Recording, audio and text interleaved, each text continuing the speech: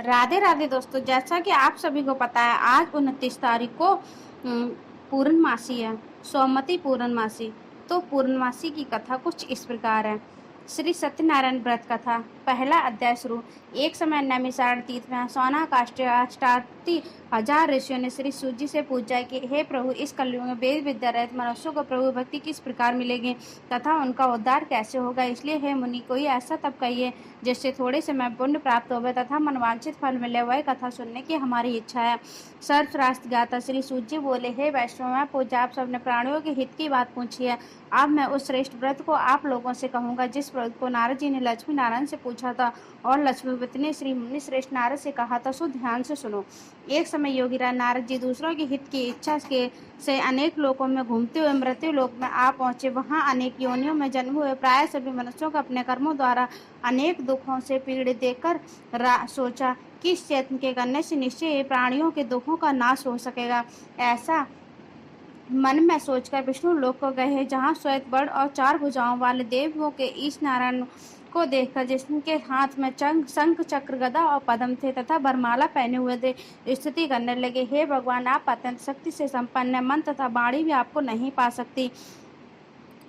आपका मध्य अंत नहीं है, निगुण स्वरूप सृष्टि के आदिभूत व भक्तों के दुखों को नष्ट करने वाले हो, आपको मेरा नमस्कार। सा नारद जी से इस प्रकार की स्थिति सुनकर विष्णु भगवान बोले, हे मुनिश्रेष्ठ, आपके मन में क्या है, आपका किस काम के लिए यहाँ आगमन हुआ, निसंकोच कहो। तब नारद मुनि बोले, मृत्यु लोक में सब मनुष्यों से जो अनेक योनियों में पैदा हुए अपने अपने कर्मों के द्वारा अनेक प्रकार के दुखों से दुखी हो रहे। हे नाथ, मुझ पर दया रखते हो तो कोई बताइए, उन मनुष्यों को सब दुख थोड़े से ही प्रतन से कैसे दूर हो सकते हैं। श्री भगवान जी बोले, हे नारद, मनुष्यों की भलाई के लिए तूने बहुत अच्छी बात पूछी। किस काम के करने से मनुष्य मोह से छूट जाता हुआ मैं कहता हूँ, सुनो। बहुत पुण्य देने वाला स्वर्ग तथा मृत्यु लोक में दोनों में दुर्लभ एक उत्तम व्रत है। आज मैं प्रेम बस होकर तुमसे कहता हूँ।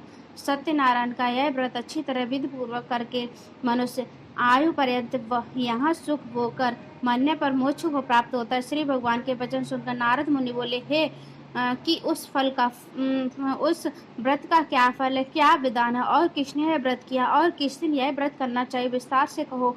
भगवान बोले, दुख शोक आदि को दूर करने वाला, धन धान्य को बढ़ाने वाला, सौभाग्य तथा संतान को देने वाला यह व्रत सब स्थानों पर विजय करने वाला, भक्ति और श्रद्धा के साथ किसी भी दिन मनुष्य सत्यनारायण जी की प्रातः काल के समय ब्राह्मणों के साथ बांधवों के साथ धर्म परायण होकर पूजा करें। भक्ति भाव से निवेद केले का फल, घी, दूध और गेहूं का चूर्ण सभाएं लेवें। गेहूं के सभा में साठी का चूर्ण, शक्कर तथा गुड़ लें और सब बछड़ योग पदार्थ जमा करके भगवान में के अर्पण कर देवे तथा बांधवों सहित ब्राह्मणों को भोजन कराए। तत्पश्चात स्वयं भोजन करें। नित्य गीत आदि का आचरण कर सत्यनारायण भगवान का स्मरण करते हुए समय व्यतीत करें। इस तरह व्रत करने पर मनुष्य की इच्छा निश्चय पूरी होती है। विशेष काल में भूमि पर यही मोक्ष का सरल उपाय है। दूसरा अध्याय शुरू। सूजी बोले, हे ऋषियों, जिसने पहले समय में इस व्रत को किया है इसका इतिहास कहता हूँ, ध्यान से सुनो। सुंदर काशीपुरी नगरी में एक अत्यंत निर्धन ब्राह्मण रहता था। वह भूख और प्यास से बेचैन हुआ नित्य पृथ्वी पर घूमता था। ब्राह्मणों से प्रेम करने वाले भगवान ने ब्राह्मण को दुखी देखकर बूढ़े ब्राह्मण का रूप धर उसके पास जा आदर के साथ पूछा, हे विप्रनित, दुखी पृथ्वी पर क्यों घूमता है? हे श्रेष्ठ ब्राह्मण, यह सब मुझसे कहो, मैं सुनना चाहता हूँ। ब्राह्मण बोला, मैं निर्धन ब्राह्मण हूँ, भिक्षा के लिए पृथ्वी पर फिरता हूँ।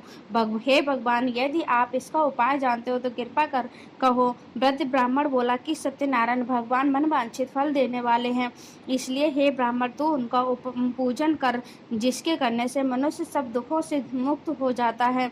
ब्राह्मण को व्रत का सारा विधान बताकर बूढ़े ब्राह्मण का रूप धारण करके दुखों से धारण करने वाले सत्यनारायण भगवान अंतर ध्यान हो गया।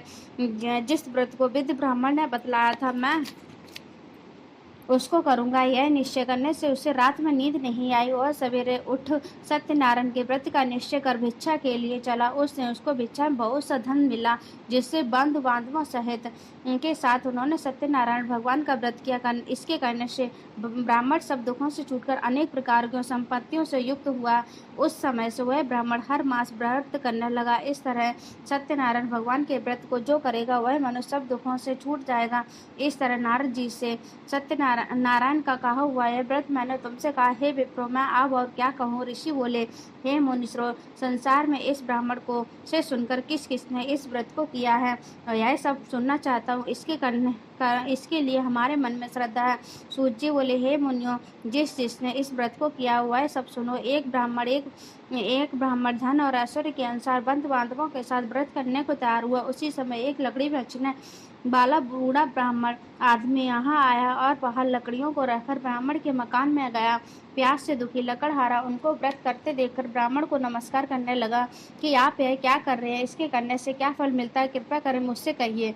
ब्राह्मण ने कहा, सब मनोकामना पूरे करने वाला सत्यनारायण भगवान का व्रत है। इसकी कृपा से मेरे यहाँ धन धान की वृद्धि होती है। ब्राह्मण से इस व्रत के बारे में जानकर लकड़हारा बहुत प्रसन्न हुआ। चरणामृत प्रसाद खाने के बाद अपने घर को गया। लकड़हारे ने अपने मन में इस प्रकार का संकल्प लिया कि आज ग्राम में लकड़ी बेचने से जो धन मिलेगा उसी से सत्यनारायण देव का उत्तम व्रत करूंगा। यह मन में विचार कर वह बूढ़ा ब्राह्मण लकड़ियां अपने सिर पर रखकर जिस नगर में धनवान लोग रहते थे वही ऐसे सुंदर नगर में गया। रोज वहां उसे उन लकड़ियों का दाम पहले से अधिक दिनों से चौगुना मिला। तब वह बूढ़ा लकड़हारा दाम ले अति प्रसन्न होकर पक्के केले की फुली, शक्कर, घी, दूध, दही और गेहूं का चून इत्यादि सत्यनारायण भगवान के व्रत की कुल सामग्रियों को लेकर अपने घर को गया। फिर अपने भाइयों को बुलाकर विधि के साथ भगवान जी का पूजन और व्रत किया। उस व्रत के प्रभाव से वह बूढ़ा लकड़हारा धन पुत्र आदि की युक्त हुआ और संसार के समस्त सुख होकर बैकुंठ को चला गया। तीसरा अध्याय शुरू। सूची बोले, हे श्रेष्ठ मुनियों, अब आगे की कथा कहता हूँ, सुनो। पहले समय में उल्का मुख नाम एक बुद्धिमान राजा था। वह सत्यवादी और जितेंद्र था। प्रतिदेव स्थानों पर जाता तथा गरीबों को धन देकर उनके कष्टों को दूर करता था। उसकी पत्नी कमल के समान मुख वाली सती साध्वी थी। भद्रशिला तटरी के तट पर उन दोनों ने श्री सत्यनारायण भगवान का व्रत किया। उस समय मैं वहाँ एक साधु वैश्य आया, उसके पास का व्रत किया। उस समय वहाँ एक साधु वैश्य आया, उसके पास व्यापार के लिए बहुत सा धन था। वह नाव के किनारे पर ठहरा कर राजा के पास गया और राजा को व्रत करते हुए देखकर विनय के साथ पूछने लगा कि हे राजन, भक्ति चित्त, आप यह क्या कर रहे हैं? मेरी सुनने की इच्छा है, सो आप मुझे बताइए। राजा बोला, हे साधु, अपने बांधवों के साथ पुत्र प्राप्ति के लिए महाशक्तिवान सत्यनारायण भगवान का व्रत व पूजन किया जा रहा है। राजा के वचन सुनकर साधु आदर से बोला, हे राजन, मुझसे इसका सब विधान को, मैं भी आपके कथा अनुसार इस व्रत को करूंगा। मेरी भी कोई संतान नहीं और निश्चय ही होगी।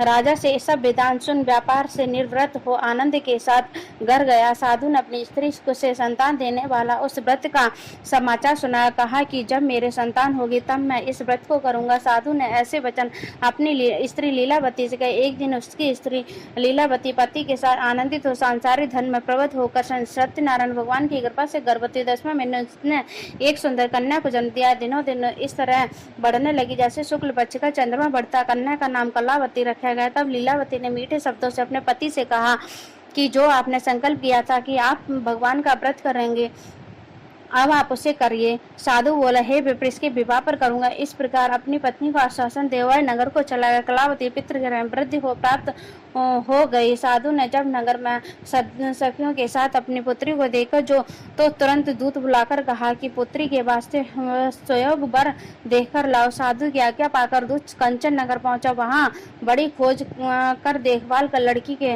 लिए स्वयोग बाड़क पुत्र को ले आया। उस स्वयोग लड़के को देखकर साधु ने अपने बंधु बांधवों के लिए के सहित प्रसन्नचित्त अपनी पुत्री का विवाह उसके साथ कर दिया। किंतु दुर्भाग्य से विवाह के समय भी उस व्रत को करना भूल गया। तब श्री भगवान क्रोधित हो गया और श्राप दिया कि तुम्हें दारुण दुख प्राप्त होगा। अपने कार्य में कुशल साधु बनिया। जब माता अपने सहित समुद्र के समीप निस्थित रत्नपुर नगर में पहुंचा, वहां दोनों ससुर जमाई चंद्रकेतु राजा के उस नगर में व्यापार करने लगे। एक रोज भगवान सत्यनारायण